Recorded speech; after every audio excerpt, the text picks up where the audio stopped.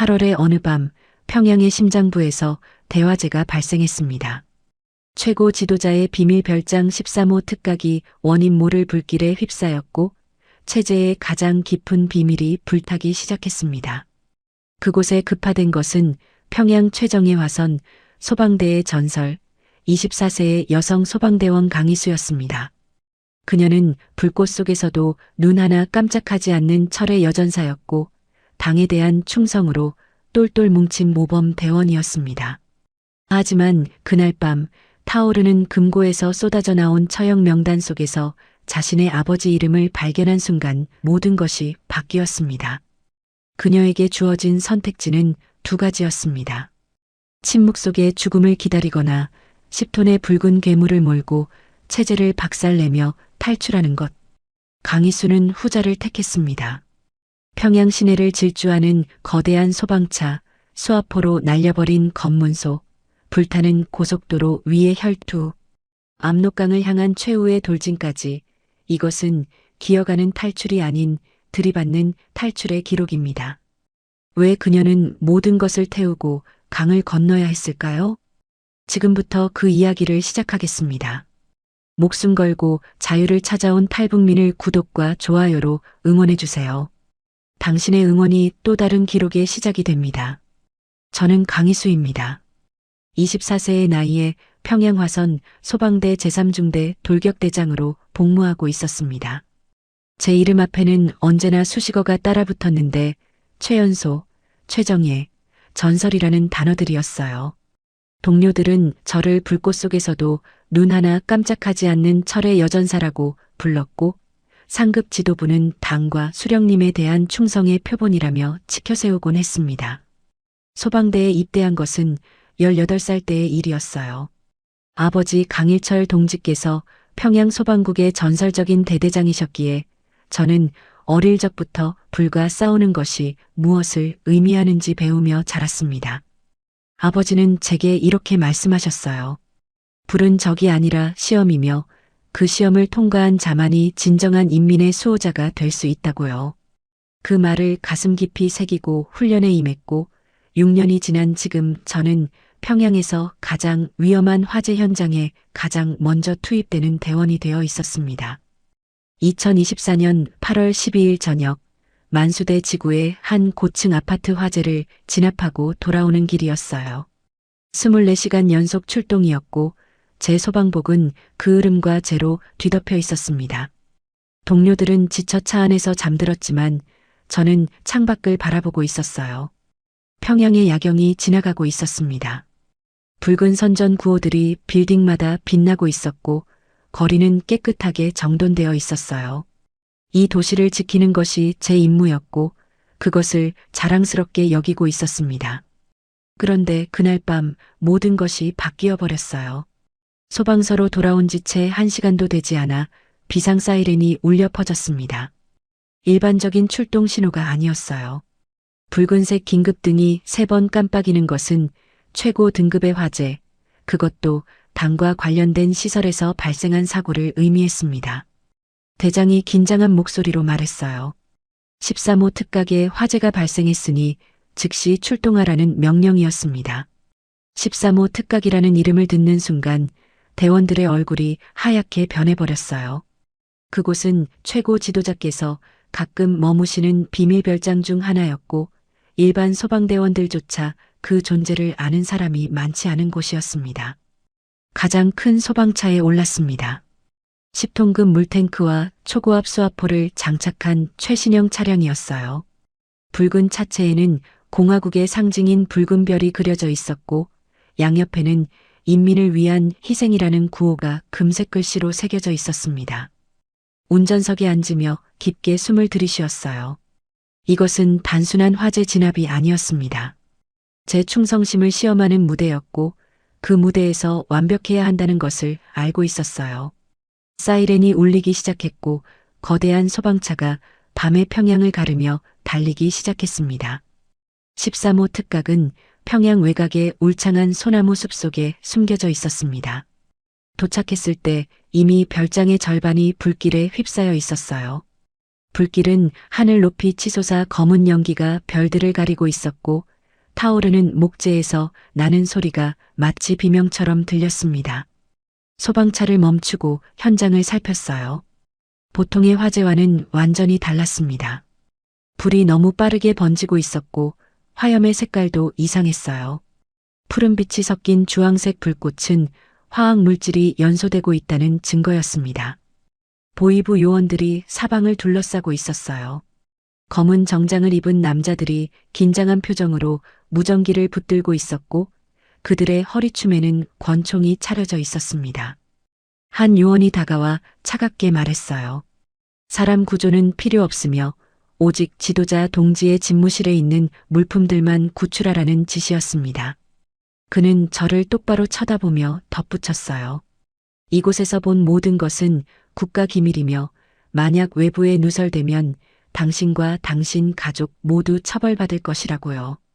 고개를 끄덕일 수밖에 없었습니다. 명령은 절대적이었고 저는 복종하는 법밖에 배우지 못했으니까요. 방화복을 입고 산소통을 맨 채 동료 2명과 함께 불타는 건물 안으로 진입했습니다. 문을 여는 순간 뜨거운 열기가 얼굴을 때렸어요.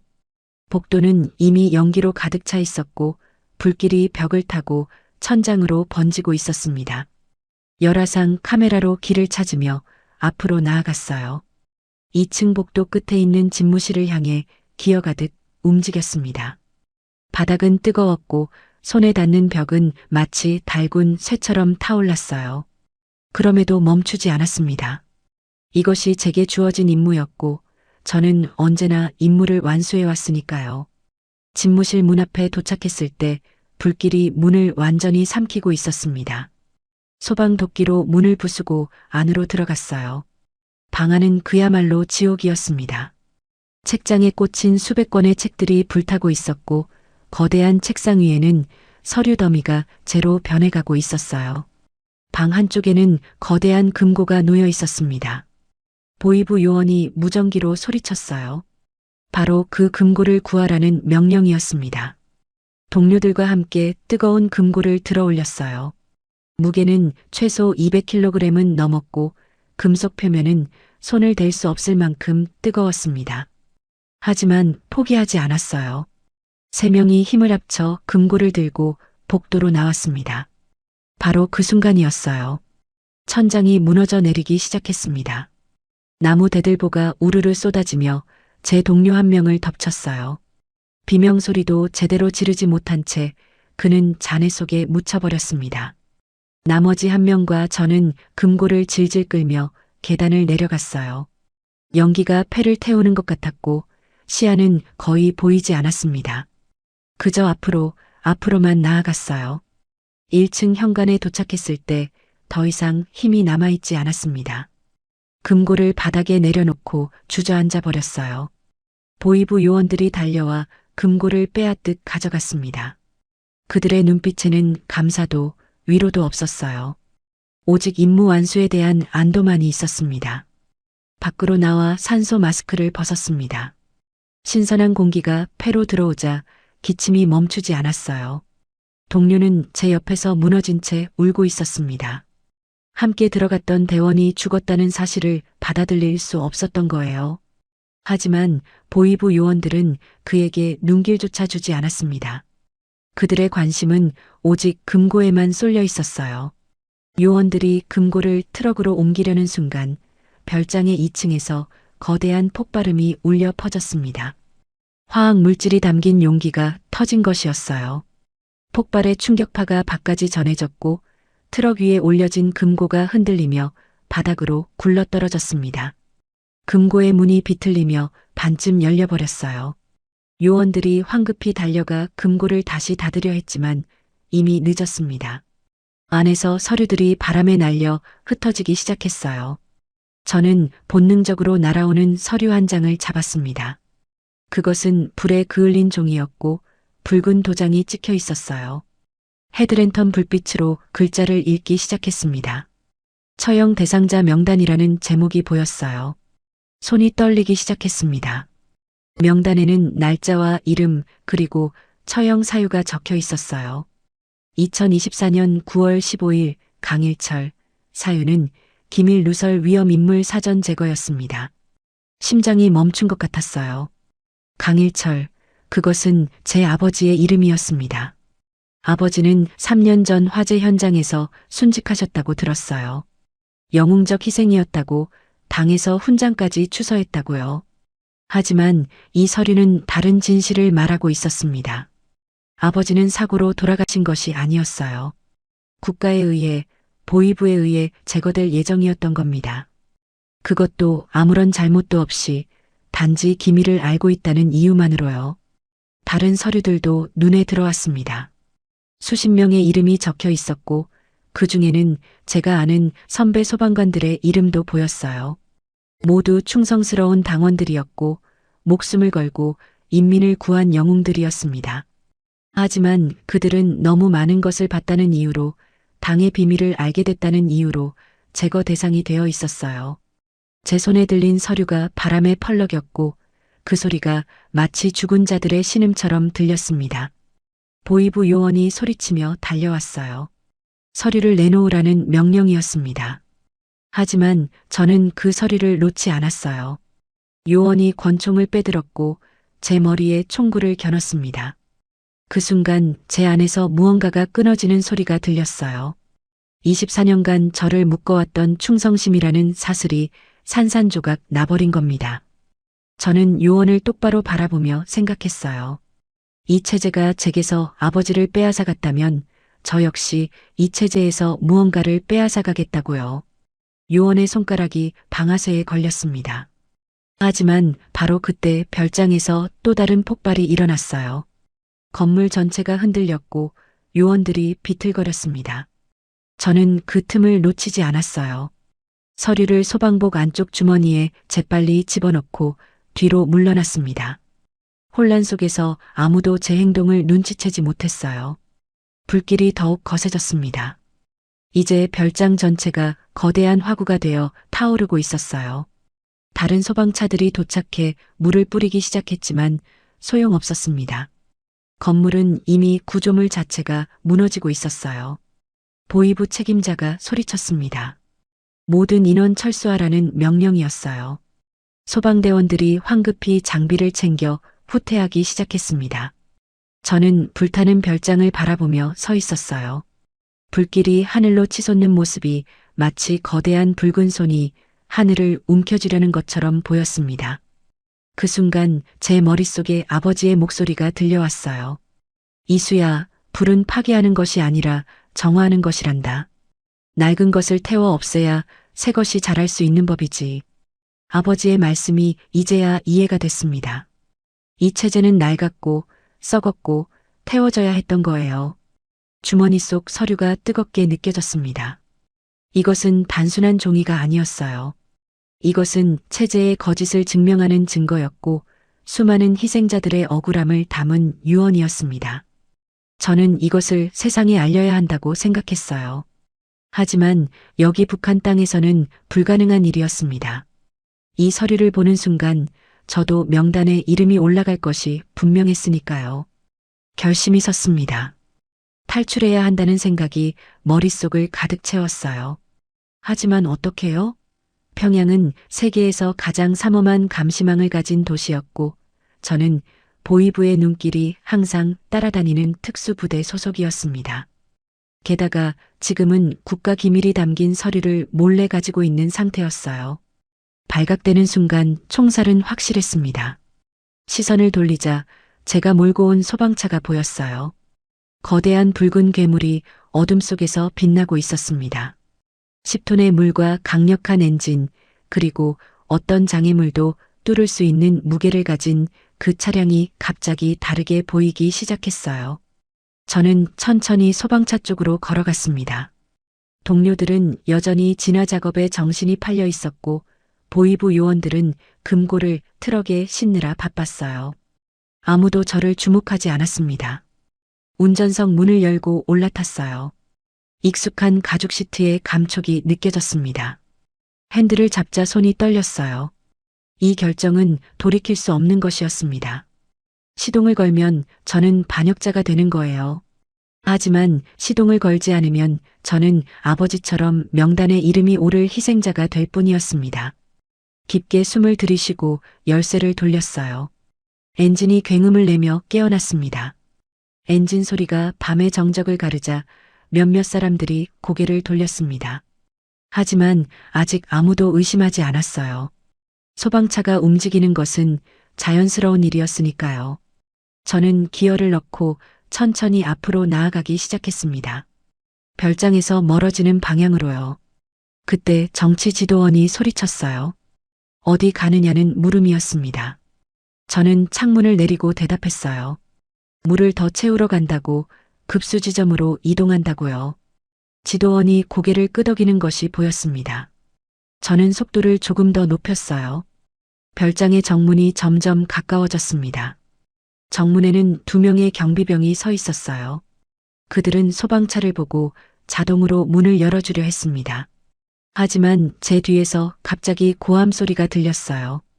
보이부 요원이 뭔가를 알아챈 것 같았습니다. 그가 달려오며 소방차를 멈추라고 소리쳤어요. 경비병들도 당황한 표정으로 총을 들어 올렸습니다. 결정의 순간이었어요. 멈추면 모든 것이 끝이었습니다. 저는 엑셀러레이터를 바닥까지 밟아버렸어요. 10톤 소방차가 괴성을 지르며 앞으로 튀어나갔습니다. 경비병들이 총을 쏘기 시작했지만 총알은 강화 유리에 금만 낼 뿐이었어요. 차는 열린 정문을 향해 돌진했고 놀란 경비병들이 양옆으로 피했습니다. 정문을 빠져나오는 순간 뒤를 돌아봤어요. 보이부 요원들이 차에 오르며 추격을 시작하는 것이 보였습니다. 하지만 이미 늦었어요. 소방차는 일반 승용차보다 느렸지만 한번 속도가 붙으면 막을 수 없는 괴물이었으니까요. 저는 핸들을 꽉 잡고 어둠 속으로 달려나갔습니다. 소나무 숲을 빠져나와 포장도로에 진입했어요. 사이렌을 켰습니다. 화선 소방대의 긴급 출동 사이렌이 밤하늘에 울려 퍼졌어요. 길을 가던 차들이 양옆으로 비켜났고 보행자들이 고개를 들어 소방차를 바라봤습니다. 그들은 알지 못했어요. 이 소방차가 불을 끌어가는 것이 아니라 오히려 모든 것을 태우러 가고 있다는 사실을요. 뒤에서 검은 승용차 여러 대가 따라붙기 시작했습니다. 보이부의 추격차였어요. 그들의 차는 소방차보다 빨랐지만 저에게는 무기가 있었습니다. 소방차의 수화포를 작동시켰어요. 차 뒤쪽에 장착된 물대포가 돌아가며 추격차를 향해 엄청난 수압의 물줄기를 뿜어냈습니다. 초당 수천 리터의 물이 시속 100km의 속도로 날아갔고 첫 번째 추격차의 앞유리가 산산조각 났어요. 차는 균형을 잃고 도로를 벗어나 나무에 들이받았습니다. 평양 시내로 진입하기 시작했어요. 거대한 건물들 사이로 소방차가 질주했고 뒤에서는 계속해서 추격차들이 따라왔습니다. 저는 도로변에 설치된 소화전을 향해 핸들을 틀었어요. 거대한 소방차가 소화전을 정면으로 들이받자 물기둥이 하늘로 치솟았습니다. 도로가 순식간에 물바다가 되었고 추격하던 차들이 미끄러지며 서로 엉켰어요. 저는 그 혼란 속에서 다른 길로 빠져나갔습니다. 하지만 알고 있었어요. 이것은 시작에 불과하다는 것을요. 평양을 벗어나기 위해서는 7중 검문소를 통과해야 했고 그곳에는 더 많은 군인들과 더 강력한 무기들이 기다리고 있을 겁니다. 하지만 이미 돌이킬 수 없었어요. 저는 붉은 괴물의 핸들을 더욱 꽉 쥐고 북쪽을 향해 달려나갔습니다. 자유를 향해, 진실을 향해, 그리고 복수를 향해요. 새벽 3시의 평양은 텅 비어 있어야 했습니다. 하지만 제 뒤에서 울리는 사이렌 소리가 도시를 깨웠어요. 하나둘씩 건물에 불이 켜지기 시작했고 사람들이 창문으로 고개를 내밀어 무슨 일인가 살폈습니다. 그들은 거대한 소방차가 미친 듯이 달리는 모습과 그 뒤를 쫓는 수십 대의 검은 차량들을 목격했을 겁니다. 무전기에서 목소리가 흘러나왔어요. 보이부 지휘관의 명령이었습니다. 즉시 차를 멈추고 투항하라는 내용이었어요. 투항하면 관대한 처분을 약속한다고, 그렇지 않으면 무력을 사용할 것이라고 협박했습니다. 저는 무전기를 집어 창밖으로 던져버렸어요. 협상의 여지는 없었습니다. 아버지의 억울한 죽음 앞에서 관대함이니 용선이 하는 말은 아무 의미가 없었어요. 대동강 다리에 진입했습니다. 다리 위에서는 도망칠 곳이 없었어요. 양쪽이 난간으로 막혀 있었고 앞뒤로는 추격차들이 협공을 펼치고 있었습니다. 보이부 차량이 옆으로 붙으며 저를 다리 난간으로 밀어내려 했어요. 금속길이 부딪히는 소리가 귀청을 찢었습니다. 하지만 소방차의 무게는 그들의 승용차와는 비교할 수 없었어요. 오히려 제가 핸들을 틀어 그 차를 밀어냈고 차는 균형을 잃고 난간을 들이받았습니다. 난간이 부서지며 차가 강물로 떨어지는 소리가 들렸어요. 다리를 건너자 앞쪽에서 바리케이드가 보였습니다. 군용 트럭 세대가 도로를 가로막고 있었고 수십 명의 군인들이 총을 겨누고 있었어요. 확성기에서 소리가 울렸습니다. 멈추지 않으면 발포하겠다는 최후 경고였어요. 저는 속도를 줄이는 척하다가 오히려 엑셀을 더 밟아버렸습니다. 소방차의 속도계 바늘이 시속 80km를 넘어섰어요. 총성이 울렸습니다. 수십 발의 총알이 소방차를 때렸지만 대부분 튕겨나갔어요. 몇몇 총알은 유리를 뚫고 들어왔고 제 귀 옆을 스쳐 지나갔습니다. 하지만 멈추지 않았어요. 소방차는 거대한 쇠뭉치가 되어 바리케이드를 향해 돌진했고 트럭과 정면으로 충돌했습니다. 엄청난 충격이 온몸을 흔들었지만 안전벨트가 저를 붙잡아줬어요. 군용 트럭은 소방차의 무게를 이기지 못하고 옆으로 밀려났고 바리케이드가 무너졌습니다. 브레이크를 밟지 않고 그대로 통과해버렸어요. 뒤를 돌아보니 군인들이 당황한 채 서 있었고 일부는 다시 차에 올라타 추격을 시작하려 했습니다. 하지만 이미 저는 그들에게서 충분히 멀어진 상태였어요. 평양 외곽으로 접어들고 있었습니다. 도로 양옆의 건물들이 점점 낮아지고 나무들이 늘어나기 시작했어요. 저는 처음으로 안도의 한숨을 내쉬었습니다. 하지만 그것도 잠시 하늘에서 헬기 소리가 들려왔어요. 강력한 서치라이트가 도로를 비추기 시작했고 곧 그 빛이 제 소방차를 찾아냈습니다. 헬기에서 확성기 소리가 들렸어요.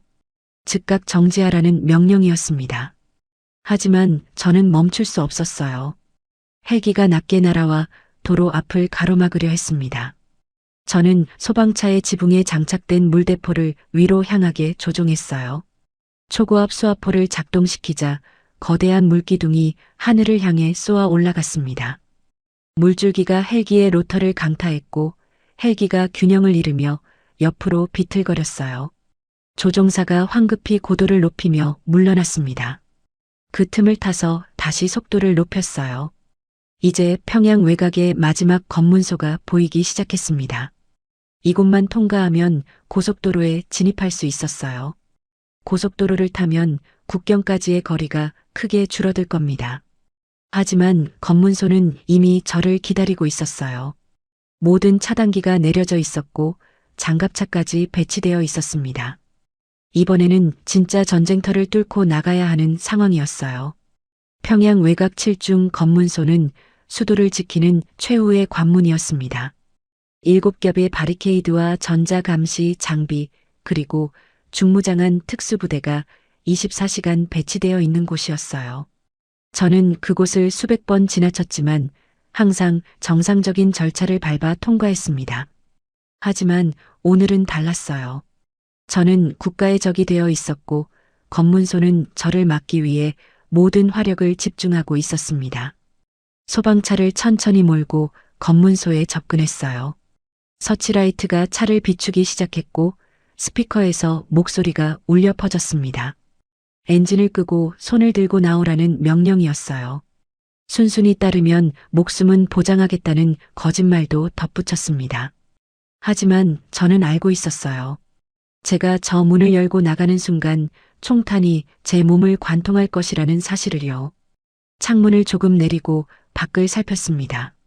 1차 바리케이드에는 콘크리트 장벽이 설치되어 있었고 그 위에는 중기관총이 거치되어 있었어요.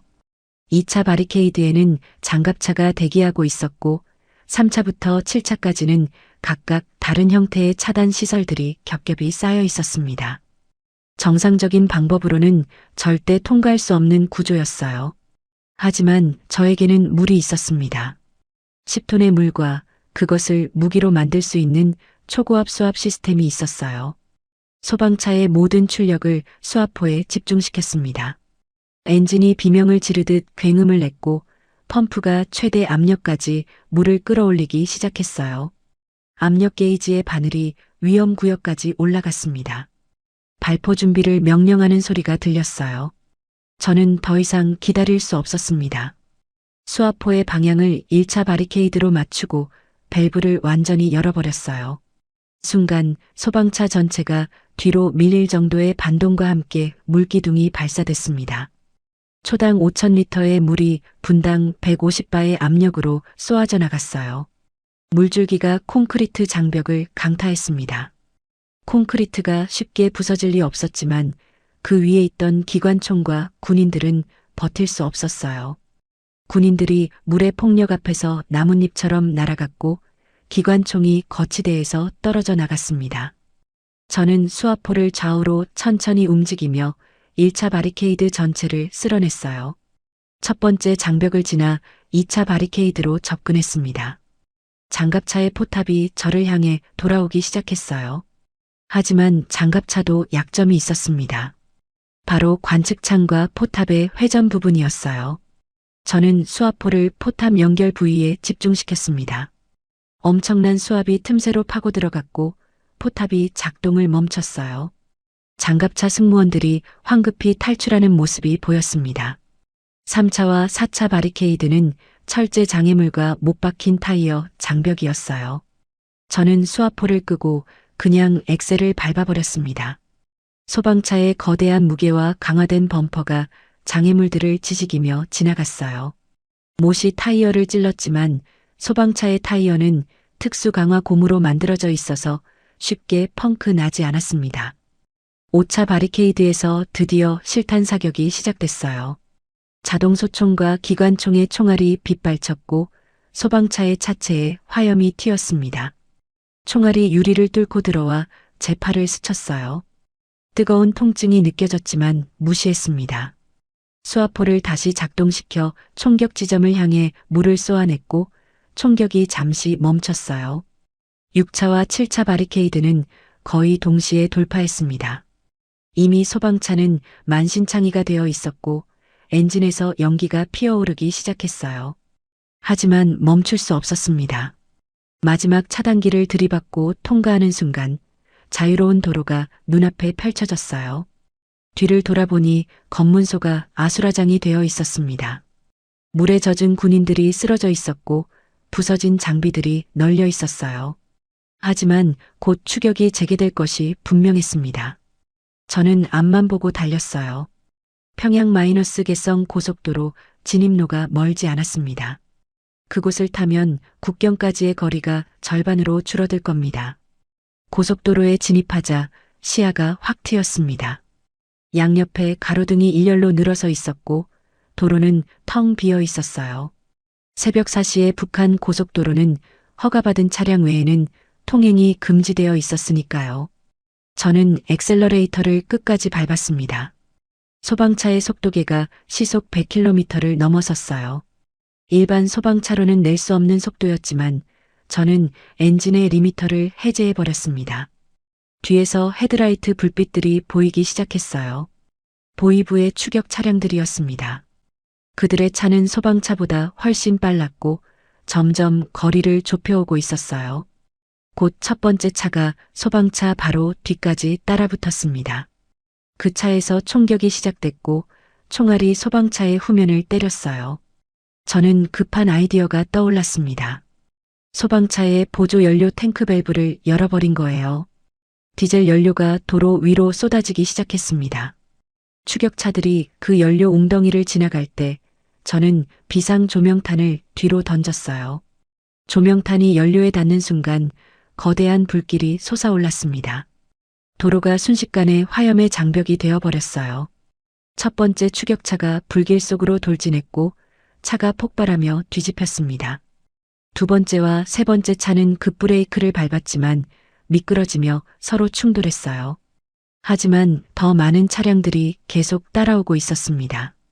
그들은 불길을 우회해 갓길로 추격을 계속했어요. 하늘에서 다시 헬기 소리가 들려왔습니다. 이번에는 두 대였어요. 헬기가 소방차의 양옆으로 접근하며 확성기로 경고했습니다. 멈추지 않으면 로켓포를 발사하겠다는 협박이었어요. 저는 그들이 정말 그럴지 고민했습니다. 소방차에는 국가 기밀이 담긴 서류가 있다는 것을 그들도 알고 있을 텐데요. 하지만 곧 깨달았어요. 그들에게는 서류보다 중요한 것이 있었습니다.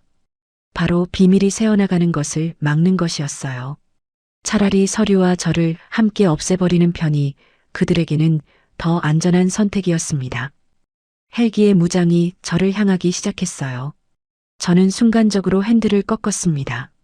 소방차가 중앙 분리대를 향해 돌진했고 분리대를 들이받으며 반대편 차선으로 넘어갔어요. 헬기가 발사한 로켓이 제가 있던 자리를 강타했고 도로에 거대한 구덩이가 생겼습니다. 만약 그대로 직진했다면 저는 산산조각 났을 겁니다. 반대편 차선을 역주행하기 시작했어요. 마침 멀리서 트럭 한 대가 오고 있었습니다. 트럭 운전사는 역주행하는 소방차를 보고 경적을 울리며 핸들을 꺾었어요. 저는 트럭과 아슬아슬하게 교차하며 지나쳤고 그 트럭이 추격 차량들의 길을 막아줬습니다. 하지만 헬기는 여전히 추격하고 있었어요. 두 번째 로켓이 발사됐고 이번에는 소방차 앞쪽에 명중했습니다. 폭발로 도로가 파여나갔고 소방차가 그 구덩이를 지나며 크게 튕겨 올랐어요. 순간 네 바퀴가 모두 공중에 떴다가 다시 착지했고 엄청난 충격으로 저는 머리를 대시보드에 부딪혔습니다. 눈앞이 하얗게 변했지만 정신을 잃을 수는 없었어요. 앞쪽에 휴게소가 보였습니다. 저는 휴게소로 소방차를 몰고 들어갔어요. 휴게소 건물을 방패 삼아 헬기의 사격을 피하려는 의도였습니다. 소방차를 건물 뒤에 세우고 수화포를 하늘로 향하게 했어요. 헬기가 낮게 날아오는 순간 수화포를 발사했습니다.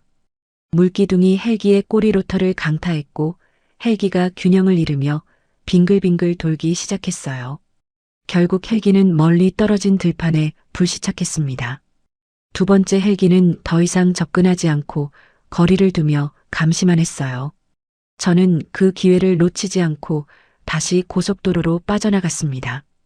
이제 개성이 가까워지고 있었어요.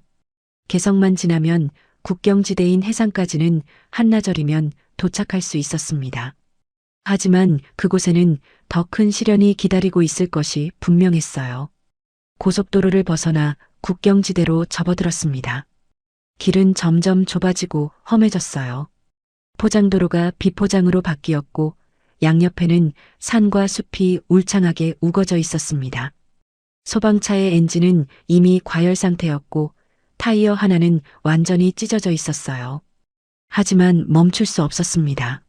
멈추는 것은 곧 죽음을 의미했으니까요. 해산 시내에 도착한 것은 오후 2시쯤이었어요. 하루 종일 달린 셈이었습니다. 해산은 압록강 바로 옆에 붙어 있는 국경 도시였어요. 건물들은 낡았고 거리는 한산했습니다. 사람들은 소방차를 보고 놀란 표정으로 비켜섰어요. 아마 뉴스를 통해 제 이야기를 들었을 겁니다. 평양의 반역자 소방대원, 국가의 적이 된 여자에 대한 소식이요. 저는 시장 골목으로 소방차를 몰고 들어갔습니다. 큰 길을 피해야 했어요. 큰 길에는 검문소와 군부대가 있었으니까요. 하지만 시장 골목은 소방차가 지나가기에는 너무 좁았습니다. 양옆의 가게 처마가 차체에 긁히는 소리가 났고 좌판들이 소방차에 치여 날아갔어요. 상인들이 소리를 지르며 피했습니다. 골목 중간쯤에서 길이 완전히 막혀버렸어요. 앞쪽에 건물 두 채가 너무 가깝게 붙어 있어서 소방차가 통과할 수 없었습니다. 뒤돌아가려 했지만 이미 늦었어요. 뒤쪽에서 검은 옷을 입은 남자들이 나타났습니다. 보이부 암살조였어요. 그들은 총을 든 채 천천히 다가오고 있었습니다. 저는 소방차에서 내릴 수밖에 없었어요. 주머니 속에 서류를 꺼내 소방복 안쪽 깊숙이 넣고 소방도끼를 집어들었습니다. 이제는 차가 아니라 제 발과 손으로 싸워야 하는 상황이었어요. 암살 조원들이 총을 들어 올렸고 저는 재빨리 소방차 뒤로 몸을 숨겼습니다. 총성이 울렸어요. 총알이 소방차의 금속 차체를 때리는 소리가 요란했습니다. 하지만 그들은 함부로 쏠 수 없었어요. 만약 연료 탱크를 맞추면 큰 폭발이 일어날 것이고 그럼 서류까지 타버릴 테니까요. 그들은 신중하게 제 위치를 파악하며 포위망을 좁혀왔습니다.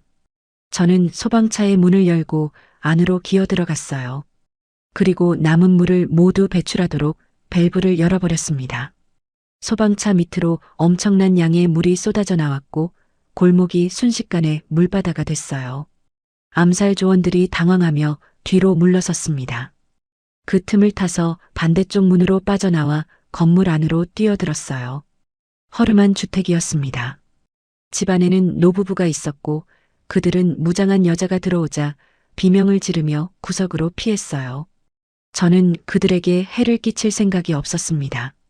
뒷문으로 빠져나가려 했어요. 하지만 뒷문 밖에도 암살 조원이 기다리고 있었습니다. 그가 총을 쏘려는 순간 저는 소방도끼를 휘둘러 그의 손목을 쳤어요. 총이 바닥에 떨어졌고 그는 비명을 지르며 쓰러졌습니다. 저는 그의 총을 집어들었어요. 평생 소방대원으로 살았지만 군사훈련은 기본적으로 받았었습니다. 골목길을 따라 달렸어요. 뒤에서 추격자들의 발소리가 점점 가까워졌습니다. 좁은 골목길, 낮은 담장, 빨랫줄이 걸린 뒷마당들을 지나며 저는 마치 쥐처럼 도망쳤어요. 하지만 그들은 훈련된 요원들이었고 저는 하루 종일 싸우고 달려온 지친 여자일 뿐이었습니다. 결국 막다른 골목에 몰렸어요. 앞은 3m 높이의 벽이었고 뒤에서는 4명의 암살 조원이 다가오고 있었습니다. 저는 총을 들어 올렸지만 그들도 총을 겨누고 있었어요. 4대1의 싸움, 게다가 저는 총알이 몇 발이나 남았는지도 모르는 상태였습니다. 그때 옆 건물의 문이 열렸어요. 한 중년 여인이 고개를 내밀며 저를 향해 손짓했습니다. 들어오라는 신호였어요. 저는 주저없이 그 문 안으로 뛰어들었습니다. 여인이 재빨리 문을 닫고 빗장을 걸었어요. 암살 조원들이 문을 두들기며 열라고 소리쳤지만 여인은 모르는 척했습니다. 그녀는 저를 지하실로 안내했어요. 어두운 계단을 내려가니 좁은 공간이 나왔습니다. 거기에는 쌀가마니와 잡동사니들이 쌓여 있었어요. 여인이 속삭였습니다. 여기서 밤까지 숨어 있으라고, 어두워지면 강으로 가는 길을 알려주겠다고요. 저는 왜 도와주느냐고 물었습니다. 그녀는 슬픈 미소를 지으며 대답했어요. 자기 딸도 5년 전 탈북을 시도했다가 잡혔고 지금 어디서 무엇을 하는지 모른다고요. 그래서 탈북자를 보면 그냥 지나칠 수 없다고 했습니다. 해가 지고 어둠이 내렸습니다. 중년 여인은 약속대로 저를 강으로 가는 길로 안내해줬어요. 해산 뒷골목의 복잡한 길을 빠져나가 강변으로 이어지는 오솔길까지 그녀는 한 발 앞서 걸으며 길을 열어줬습니다. 작별하는 순간 그녀는 제 손을 꽉 잡으며 말했어요. 살아서 자유를 얻거든 제 딸 이야기를 세상에 전해달라고. 김명이라는 이름의 스물센 여자가 이 땅에서 자유를 꿈꾸다 사라졌다는 사실을 기억해달라고요. 강변에 도착했을 때 저는 절망했습니다. 여기서부터 강까지는 아직 5km나 떨어져 있었고 그 사이에는 군부대와 전기철책 그리고 지뢰밭이 가로놓여 있었어요. 걸어서 통과한다는 것은 자살 행위나 다름없었습니다. 하지만 돌아갈 곳은 없었어요. 이미 해산 시내는 제 얼굴이 담긴 전단지로 뒤덮였을 것이고 현상금이 걸렸을 겁니다. 그때 멀리서 익숙한 엔진 소리가 들렸어요. 제 소방차였습니다. 보이부가 차를 회수해 이동시키고 있었던 거예요. 트럭에 실려 강변 군부대로 운반되고 있었습니다. 저는 숨을 죽이고 지켜봤어요. 군부대 정문 앞에서 트럭이 멈췄고 군인들이 소방차를 내리기 시작했습니다. 무모한 생각이 떠올랐어요. 다시 한번 그 소방차를 타는 거였습니다. 마지막으로 저와 함께 싸워준 붉은 괴물을 버리고 갈 수 없었어요. 게다가 그 차 없이 강까지 가는 것은 불가능에 가까웠습니다. 저는 어둠을 틈타 군부대 담장을 넘었어요. 부대 안은 경계가 삼엄했습니다. 곳곳에 초소가 있었고 순찰병들이 돌아다니고 있었어요. 하지만 저는 소방대에서 익힌 침투 기술과 건물 화재 시 구조 경로 파악 능력을 활용했습니다. 그림자에서 그림자로 이동하며 소방차가 세워진 차고로 접근했어요. 소방차는 차고 한가운데 놓여 있었고 2명의 보초가 지키고 있었습니다. 저는 바닥에 굴러다니던 볼트를 집어 반대편으로 던졌어요. 볼트가 철제문에 부딪히는 소리가 났고 보초들이 그쪽으로 고개를 돌렸습니다. 그 짧은 틈을 타서 저는 소방차의 운전석으로 기어 올라갔어요. 열쇠는 없었습니다. 하지만 저는 긴급 시동 방법을 알고 있었어요. 대시보드 아래 패널을 열고 전선을 연결했습니다. 엔진이 걸리는 순간 보초들이 돌아봤고 저는 엑셀러레이터를 밟아버렸어요. 소방차가 전진하며 차고 문을 들이받아 부쉈고 밖으로 튀어나갔습니다. 부대 전체에 경보가 울렸어요. 사이렌 소리가 밤하늘을 찢었고 군인들이 사방에서 튀어나왔습니다. 하지만 저는 이미 부대 정문을 향해 돌진하고 있었어요. 정문에 차단기가 내려와 있었지만 개의치 않았습니다. 소방차가 차단기를 박살내며 통과했고 초소의 유리창이 산산조각 났어요. 이제 앞에는 5km의 완충지대가 펼쳐져 있었습니다. 첫 번째 장애물은 3m 높이의 콘크리트 담장이었어요. 저는 속도를 최대로 높여 담장을 들이받았습니다. 거대한 충격음과 함께 담장에 균열이 생겼고 소방차는 담장을 무너뜨리며 통과했어요. 하지만 차체의 앞부분이 심하게 찌그러졌고 라디에이터에서 증기가 뿜어져 나오기 시작했습니다. 두 번째 장애물은 전기 철책이었어요. 고압 전류가 흐르는 삼중 철조망이었습니다.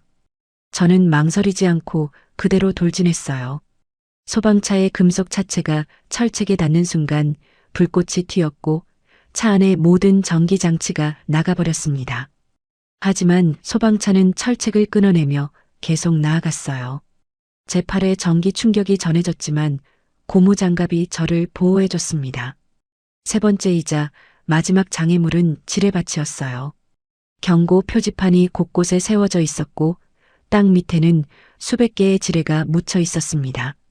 일반적인 사람이라면 이곳을 통과하는 것은 자살 행위였어요. 하지만 10톤 소방차에게는 다른 이야기였습니다.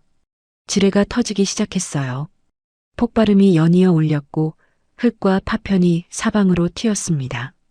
하지만 소방차의 바닥은 강화되어 있었고 타이어는 특수 소재로 만들어져 작은 폭발에는 견딜 수 있었어요. 저는 핸들을 꽉 잡고 직진만 했습니다. 좌우로 피할 수 없었어요. 피하면 더 많은 지뢰를 밟게 될 테니까요. 그냥 일직선으로 최단 거리를 돌파하는 수밖에 없었습니다. 폭발이 계속됐고 차체가 흔들렸지만 소방차는 멈추지 않았어요. 마침내 지뢰밭을 벗어났습니다. 앞에 압록강이 보이기 시작했어요. 달빛에 반짝이는 검은 물결이 저를 기다리고 있었습니다. 하지만 강두까지는 아직 1km가 남았고 뒤에서는 장갑차와 군용 트럭이 추격해오고 있었어요. 그들은 지뢰밭을 우회해 안전한 길로 오고 있었습니다. 저는 마지막 힘을 짜냈어요. 속도계가 시속 120km를 가리켰습니다. 소방차가 낼 수 있는 최고 속도였어요. 엔진이 비명을 지르며 과열되고 있었고 타이어에서 연기가 피어올랐습니다. 하지만 멈출 수 없었어요. 강둑이 점점 가까워지고 있었습니다. 그 순간 제 머릿속에 아버지의 얼굴이 떠올랐어요. 살아생전 마지막으로 하신 말씀이 생각났습니다. 이수야, 인생에서 가장 중요한 것은 끝까지 포기하지 않는 용기란다. 불이 아무리 거세도 결국 이기는 것은 포기하지 않는 자의 의지라고요. 저는 핸들을 꽉 잡고 소리쳤습니다. 아버지, 제가 갑니다. 자유를 향해 갑니다. 소방차가 강둑의 경사면을 타고 올라갔어요. 그리고 마지막 도약, 차가 공중으로 떠올랐습니다. 짧은 순간이었지만 제게는 영원처럼 느껴졌어요. 하늘과 땅 사이에 떠 있는 그 순간, 저는 자유로웠습니다. 그리고 소방차는 압록강 한가운데로 떨어졌어요. 거대한 물보라가 일었고 검은 물이 저를 삼켰습니다. 물이 무서운 속도로 차 안으로 밀려 들어왔습니다. 창문과 문틈 사이로 압록강의 차가운 물이 쏟아져 들어오며 발목을 적시고 무릎을 덮고 허리까지 차올랐어요. 소방차는 무거운 돌덩이처럼 가라앉고 있었습니다. 제게 남은 시간은 채 1분도 되지 않았어요. 주머니에서 방수 주머니를 꺼냈습니다. 소방대원들이 항상 휴대하는 장비 중 하나였어요. 원래는 중요한 문서나 전자장비를 물로부터 보호하기 위한 것이었습니다. 저는 소방복 안쪽 깊숙이 숨겨뒀던 서류 뭉치를 꺼내 방수 주머니에 넣고 지퍼를 완전히 닫았어요. 그리고 그것을 목에 걸었습니다. 이것만은 절대 잃어버릴 수 없었어요. 이것이 아버지와 수많은 희생자들의 마지막 증거였으니까요. 물이 이미 가슴까지 차올라 있었습니다. 저는 깊게 숨을 들이마신 뒤 운전석 문을 밀어젖히려 했어요. 하지만 수압 때문에 문이 열리지 않았습니다. 밖의 수압과 안의 공기압 차이가 문을 꽉 잠그고 있었어요. 공포가 엄습했지만 소방훈련이 저를 구해줬습니다. 물이 완전히 차올라 안팎의 압력이 같아질 때까지 기다려야 한다는 것을 알고 있었어요. 물이 천장까지 차올랐고 마지막 공기 주머니가 사라졌습니다. 폐가 터질 것 같았지만 참았어요. 그리고 다시 한번 문을 밀어젖혔습니다. 이번에는 열렸어요. 저는 문틈을 빠져나와 물속으로 헤엄쳐 나왔습니다. 하지만 어느 방향이 수면인지 알 수 없었어요. 칠흑 같은 어둠 속에서 방향 감각을 완전히 잃어버렸습니다. 폐 속의 공기가 점점 바닥나고 있었고 의식이 흐려지기 시작했어요. 그때 본능적으로 공기 방울의 흐름을 따라갔습니다. 방울들이 올라가는 방향이 바로 수면이었어요. 수면을 뚫고 나오는 순간 신선한 공기가 폐로 쏟아져 들어왔습니다. 기침을 하며 숨을 헐떡였어요. 살았다는 안도감과 동시에 새로운 공포가 엄습했습니다. 제 뒤편 북한 쪽 강변에서 서치라이트가 물을 비추기 시작했고 총성이 울렸어요. 총알이 물 위로 빗발쳤습니다. 제 주변으로 하얀 물보라가 일었어요. 저는 숨을 크게 들이마시고 다시 물속으로 잠수했습니다. 물속에서도 총알의 궤적이 보였어요. 하얀 선을 그리며 물을 가르는 총알들 사이를 헤엄쳐 피해야 했습니다. 중국 쪽을 향해 필사적으로 헤엄쳤어요. 소방대 훈련 때 수영은 기본 과목이었고 저는 대원 중에서도 가장 오래 잠수할 수 있었습니다. 하지만 지금은 하루 종일 싸우고 달린 뒤였고 몸은 이미 한계에 도달해 있었어요. 팔다리가 납덩이처럼 무거웠고 목에 걸린 방수 주머니가 물속에서 저항을 일으켰습니다. 수면 위로 올라와 다시 숨을 쉬려는데 뒤편에서 거대한 폭발음이 들렸어요. 뒤돌아보니 소방차가 있던 지점에서 거대한 화염이 솟아오르고 있었습니다. 연료 탱크가 터진 것이었어요. 불길이 밤하늘을 밝히며 마치 거대한 장례식의 봉화처럼 타올랐습니다. 저와 함께 지옥을 달렸던 붉은 괴물의 마지막 모습이었어요. 그 불빛이 강물을 비추며 제 위치를 드러냈습니다. 북한 군인들의 총격이 더욱 정확해졌고 총알 하나가 제 어깨를 스쳤어요. 뜨거운 통증이 엄습했지만 멈출 수 없었습니다. 계속 헤엄쳤고 헤엄쳤고 또 헤엄쳤어요. 얼마나 헤엄쳤을까요? 시간 감각이 사라졌고 팔다리는 거의 움직이지 않았습니다. 의식이 희미해지려는 순간 제 손이 무언가에 닿았어요. 돌이었습니다. 강바닥의 돌이었어요. 발을 디디자 물이 허리까지밖에 차지 않았습니다. 중국 쪽 강변에 도착한 것이었어요. 기어서라도 물 밖으로 나왔습니다. 자갈밭에 쓰러져 거친 숨을 몰아쉬었어요. 온몸이 떨렸고 저체온증의 증상이 나타나기 시작했습니다. 하지만 여기서 쉴 수 없었어요. 중국 공안들이 곧 도착할 것이 분명했으니까요. 북한 쪽에서 이렇게 요란하게 총을 쏘고 폭발이 일어났는데 중국 쪽에서 모를 리 없었습니다. 비틀거리며 일어나 강변을 벗어났어요. 앞에는 옥수수밭이 펼쳐져 있었고 그 너머로 작은 마을의 불빛이 보였습니다. 저는 옥수수 사이로 몸을 숨기며 마을 반대 방향으로 걸어갔어요. 발자국을 남기지 않기 위해 조심스럽게 움직였습니다. 1시간쯤 걸었을까요? 작은 창고 같은 건물을 발견했어요. 문은 잠겨 있지 않았고 안에는 농기구들이 쌓여 있었습니다.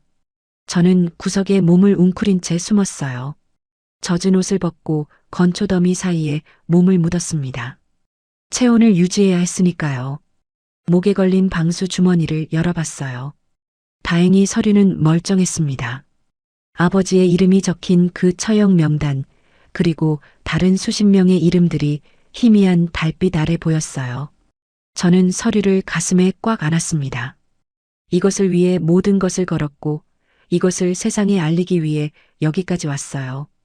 밖에서 차 소리와 사람들의 목소리가 들렸습니다. 중국 공안이 수색을 시작한 것 같았어요. 손전등 불빛이 창고 주변을 비췄고 누군가 문을 흔들었습니다. 저는 숨을 죽이고 건초더미 깊숙이 몸을 숨겼어요.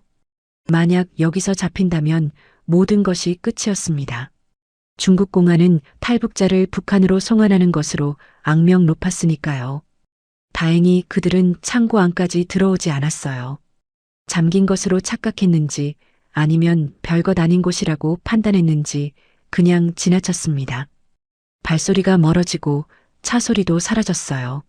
저는 그제야 긴장을 풀고 눈을 감았습니다. 온몸이 쑤셨고 어깨에 총상이 욱신거렸지만 살아있다는 것만으로도 감사했어요. 동이 트기 시작했습니다. 창고 틈새로 들어오는 아침 햇살이 제 얼굴을 비쳤어요. 몸을 일으키려 하자 온몸이 비명을 질렀습니다. 근육은 굳어 있었고 어깨의 상처는 감염되기 시작한 것 같았어요. 열이 올랐고 목이 타는 듯 말랐습니다. 밖을 조심스럽게 살폈어요. 창고 주변은 조용했고 멀리 농부 몇 명이 밭으로 향하는 모습이 보였습니다. 저는 창고를 빠져나와 숲 쪽으로 향했어요. 사람의 눈에 띄지 않기 위해서는 숲에 숨어 이동해야 했습니다. 하지만 제 모습은 너무 눈에 띄었어요. 북한 소방대 유니폼은 독특한 디자인이었고 젖어서 얼룩진 붉은색 상의는 멀리서도 쉽게 알아볼 수 있었습니다. 옷을 바꿔야 했어요. 빨랫줄에 걸린 옷을 훔치는 것은 양심에 걸렸지만 선택의 여지가 없었습니다. 작은 농가의 뒤뜰에 널린 옷 중 가장 수수한 것을 골라 입었고 소방복은 숲속 깊은 곳에 묻어버렸어요. 마을을 벗어나 산길로 접어들었습니다. 중국과 북한의 국경지대는 산이 많았고 길도 험했어요. 하지만 그게 오히려 다행이었습니다. 공안의 추적을 피하기에는 험한 산이 더 유리했으니까요. 저는 해를 보고 남쪽 방향을 가늠하며 걸었어요. 남쪽으로 가면 선양이 나오고 거기서 한국 대사관이나 교회를 찾을 수 있을 겁니다. 하루 종일 걸었어요. 물은 산골짜기의 개울에서 마셨고 먹을 것은 없었습니다. 배가 고팠지만 참을 수밖에 없었어요. 마을에 들어가 음식을 구하는 것은 너무 위험했으니까요. 해가 지자 다시 추위가 찾아왔고 저는 작은 동굴을 찾아 그 안에서 밤을 보냈습니다.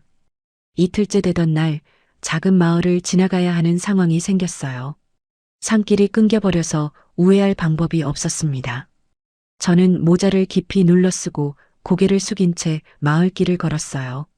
마을 사람들이 저를 힐끗힐끗 쳐다봤지만 다행히 아무도 말을 걸지 않았습니다. 하지만 마을 입구의 작은 상점을 지나는 순간 문제가 생겼어요. 상점 안에서 TV가 켜져 있었고 뉴스가 나오고 있었습니다. 그리고 그 화면에 제 얼굴이 크게 떠 있었어요. 북한 소방대원 강희수, 국가기밀 탈취 및 탈북, 현상금 10만 위안이라는 자막이 흘러갔습니다. 상점 주인이 TV를 보다가 저를 쳐다봤어요. 그의 눈이 점점 커졌고 입이 벌어졌습니다.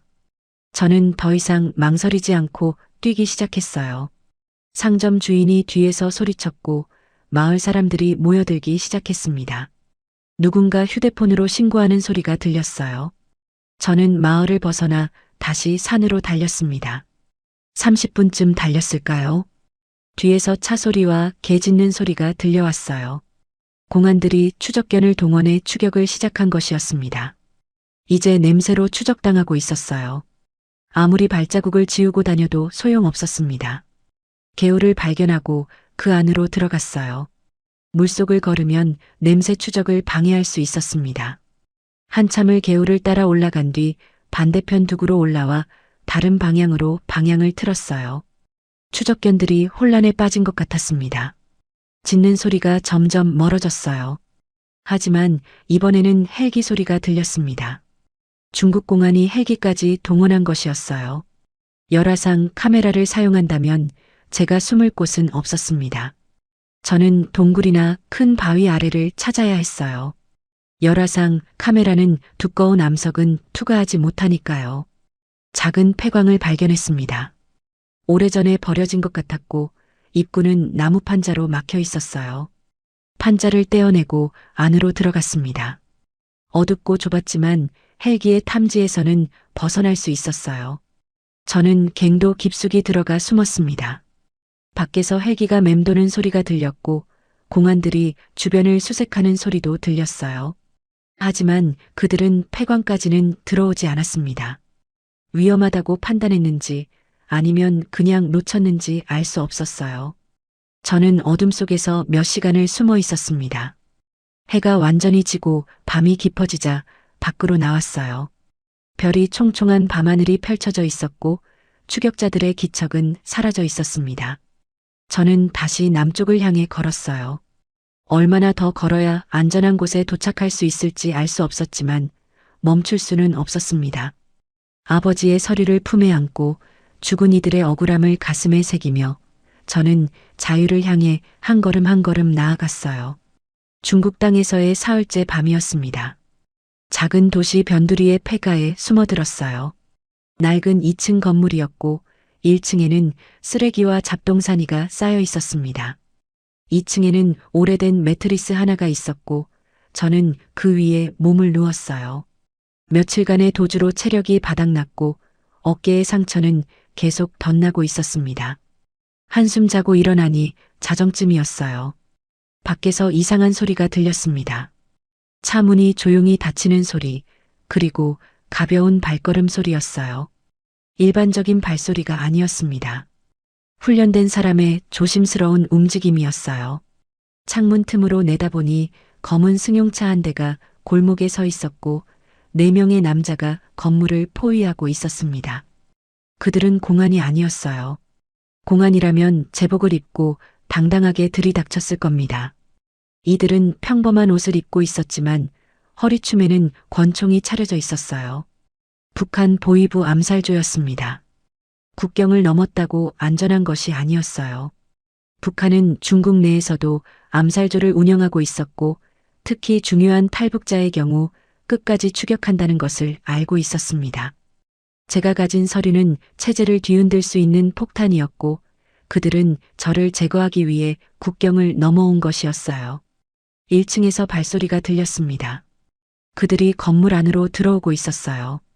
계단을 조용히 올라오는 소리가 들렸고 손전등 불빛이 벽을 비쳤습니다. 저는 뒷문으로 도망칠까 생각했지만 분명 뒷문에도 사람이 배치되어 있을 겁니다.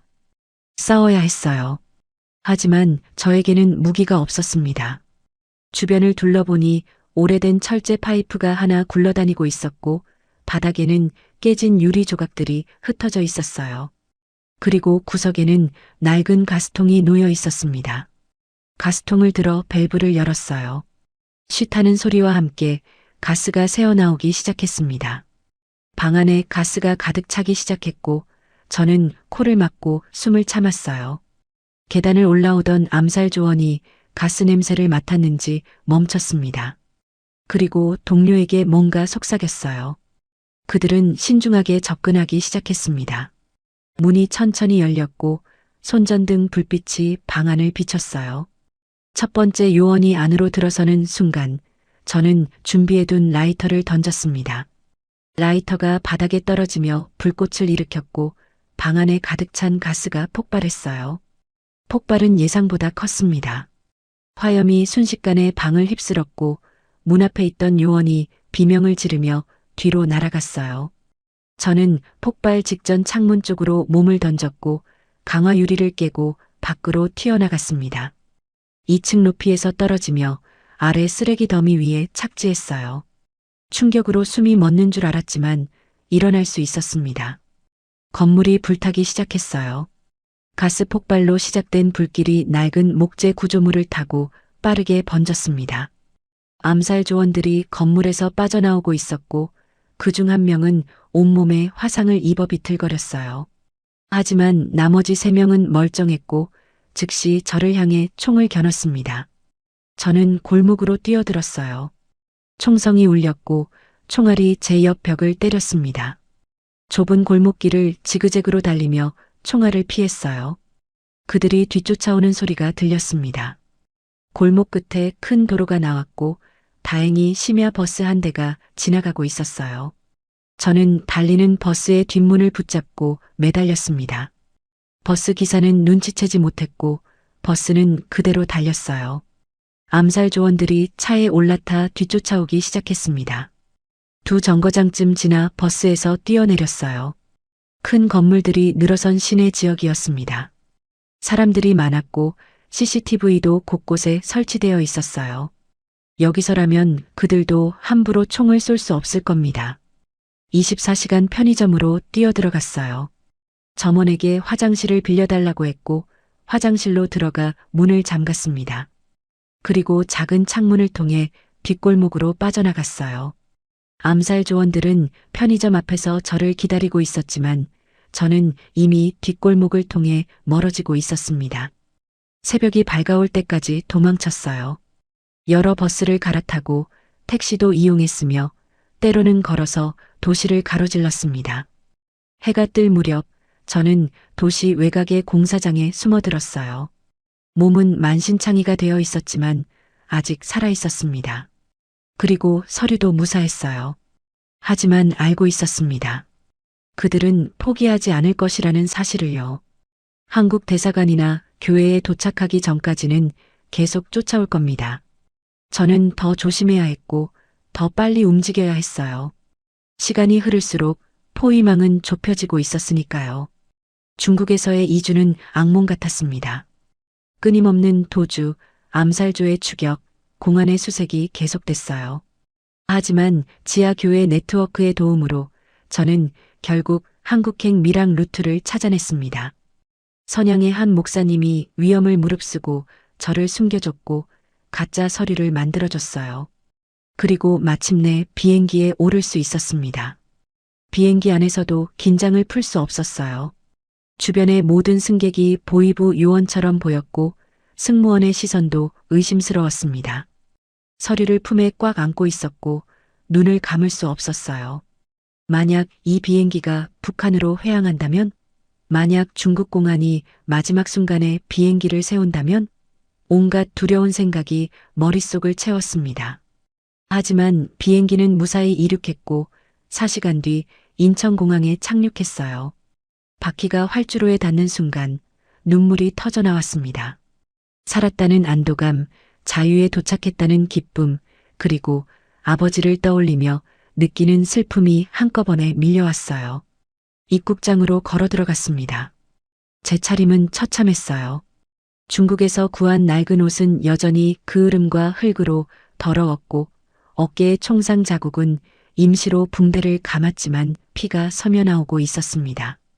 다른 승객들이 저를 이상하게 쳐다봤지만 개의치 않았어요. 출입국 심사대에서 멈췄습니다. 담당 직원이 제 서류를 보더니 고개를 들어 저를 쳐다봤어요. 그리고 어디선가 전화를 걸었습니다. 곧 양복을 입은 남자 2명이 나타났고 저를 별도의 방으로 안내했어요. 국가정보원 직원들이었습니다. 그들은 저에게 신원을 확인하는 질문들을 했어요. 이름, 출신지, 탈북 경위 등을 물었습니다. 저는 모든 것을 정직하게 대답했어요. 그리고 품속에서 방수 주머니를 꺼내 테이블 위에 올려놓았습니다. 안에서 서류를 꺼내며 말했어요. 이것이 제가 목숨을 걸고 가져온 증거입니다. 북한 정권의 범죄를 증명하는 처형 명단입니다. 정보원 직원들이 서류를 보더니 표정이 굳어졌습니다. 그들은 즉시 상급자에게 보고했고 곧 더 많은 사람들이 모여들었어요. 서류를 사진으로 찍고 복사하고 분석하기 시작했습니다. 저는 지쳐서 의자에 앉아 있었어요. 임무를 완수했다는 안도감이 몰려왔습니다. 한 직원이 물었어요. 왜 이렇게까지 하셨냐고. 그냥 조용히 탈북할 수도 있었을 텐데 왜 위험을 무릅쓰고 이 서류를 가져왔냐고요. 저는 대답했습니다. 제 아버지의 이름이 그 명단에 있었기 때문이라고. 그리고 아버지처럼 억울하게 죽어간 수많은 사람들의 진실을 세상에 알리기 위해서라고요. 병원으로 이송됐습니다. 어깨 총상 치료를 받고 탈수와 영양실조도 치료받았어요. 병원 침대에 누워 창밖을 바라봤습니다. 서울의 야경이 펼쳐져 있었어요. 반짝이는 불빛들, 자유롭게 돌아다니는 사람들, 그리고 밤하늘을 가로지르는 비행기들이 보였습니다. 며칠 뒤 기자회견이 열렸어요. 많은 기자들이 몰려왔고 카메라 플래시가 쏟아졌습니다. 저는 단상에 서서 제 이야기를 했어요. 평양 소방대원이었던 것, 13호 특각 화재 진압 중 발견한 처형 명단, 소방차를 타고 벌인 탈출, 그리고 압록강을 건너 중국을 거쳐 한국에 도착한 과정까지 모든 것을 말했습니다. 가장 마지막에 저는 말했어요. 평양의 불길은 아직 꺼지지 않았습니다. 수많은 사람들이 여전히 그 불길 속에서 고통받고 있습니다. 저는 운 좋게 살아남았지만 제 뒤에는 수백만 명의 북한 주민들이 자유를 꿈꾸며 갇혀 있습니다. 제 이야기가 그들에게 희망이 되길 바랍니다. 카메라 플래시가 더욱 거세게 터졌고 기자들이 질문을 쏟아냈습니다. 하지만 저는 더 이상 대답하지 않았어요. 할 말은 다 했고 이제는 쉬고 싶었습니다. 아니, 정확히는 새로운 시작을 준비하고 싶었어요. 1년이 흘렀습니다. 남한에서의 정착 과정은 쉽지 않았어요. 새로운 언어, 새로운 문화, 새로운 사회 시스템을 배워야 했습니다. 하나원에서의 교육을 마치고 사회에 나왔을 때 저는 막막했어요. 무엇을 해야 할지, 어디서부터 시작해야 할지 알 수 없었습니다. 하지만 한 가지는 확실했어요. 저는 다시 소방관이 되고 싶었습니다. 그것이 제 정체성이었고 제가 가장 잘하는 일이었으니까요. 북한에서는 체제를 지키는 소방관이었지만 남한에서는 사람을 구하는 소방관이 되고 싶었습니다. 소방 공무원 시험을 준비했어요. 남한의 법과 제도를 배워야 했고 새로운 장비 사용법도 익혀야 했습니다. 쉽지 않았지만 포기하지 않았어요. 평양에서 압록강까지 달렸던 그 의지로 공부했고 결국 시험에 합격했습니다. 서울의 한 소방서에 배치됐어요. 첫 출근 날 주황색 소방복을 입고 거울 앞에 섰습니다. 북한에서 입었던 붉은 소방복과는 색깔도 다르고 디자인도 달랐어요. 하지만 이 옷이 의미하는 것은 같았습니다. 누군가를 구하겠다는 약속, 불길 앞에서 물러서지 않겠다는 다짐이었어요. 동료들은 저를 따뜻하게 맞아줬습니다. 처음에는 탈북자 소방관이라는 것 때문에 조심스러워했지만 시간이 지나며 진짜 동료가 됐어요. 화재 현장에서 저는 누구보다 용감했고 누구보다 헌신적이었습니다. 그들은 제게 별명을 붙여줬어요. 평양의 불꽃이라고요. 첫 출동이 있었던 날을 잊을 수 없습니다. 아파트 화재였어요. 3층에 갇힌 아이를 구해야 하는 상황이었습니다. 불길이 거셌고 연기가 자욱했어요. 다른 대원들이 망설이는 사이 저는 주저없이 뛰어들었습니다. 아이를 찾아 안고 나오는 순간 아이의 어머니가 울며 감사하다고 말했어요. 그 순간 깨달았습니다. 이것이 제가 하고 싶었던 일이라는 것을, 이것이 진짜 소방관의 의미라는 것을요. 아버지 생각을 자주 했어요. 아버지도 이런 기분이셨을까 하고요. 누군가를 구했을 때의 보람, 불길을 이겼을 때의 성취감을 아버지도 느끼셨을까 하고요. 그리고 생각했습니다. 아버지는 체제에 의해 죽임을 당했지만 아버지가 제게 가르쳐준 용기와 헌신은 여전히 살아있다고요. 제가 가져온 서류는 국제사회에 큰 파장을 일으켰습니다. 유엔 인권위원회에서 북한 정권의 반인륜 범죄를 규탄하는 자료로 사용됐고 여러 국가들이 북한에 압력을 가하기 시작했어요. 물론 북한은 그 서류가 조작이라고 주장했지만 전문가들의 분석 결과 진짜로 판명됐습니다. 저는 가끔 강연을 다니며 제 이야기를 했어요. 학교에도 가고 단체에도 갔으며 때로는 외국에도 초청을 받아갔습니다. 사람들은 제 이야기를 듣고 놀라워했고 감동했으며 때로는 울기도 했어요. 하지만 저는 영웅이 되고 싶지 않았습니다. 그저 진실을 전하고 싶었고 아직도 북한에 남아있는 사람들에게 희망을 주고 싶었어요. 어느 날 소방서에 출근했을 때 한 통의 편지를 받았습니다. 북한에서 온 편지는 아니었고 중국에서 탈북한 어떤 여성이 보낸 편지였어요. 그녀는 편지에 이렇게 썼습니다. 강희수 소방관님의 이야기를 듣고 용기를 얻어 탈북을 결심했습니다. 저도 이제 자유로운 땅에서 살고 있습니다. 감사합니다. 그 편지를 읽으며 울었습니다. 제가 겪었던 고통이 헛되지 않았다는 것을, 제가 목숨 걸고 가져온 서류가 누군가에게 변화를 만들었다는 것을 알게 됐으니까요. 지금 저는 여기 있습니다. 서울의 한 소방서에서 주황색 소방복을 입고 출동 사이렌이 울리기를 기다리며요. 사이렌이 울리면 저는 소방차에 오릅니다.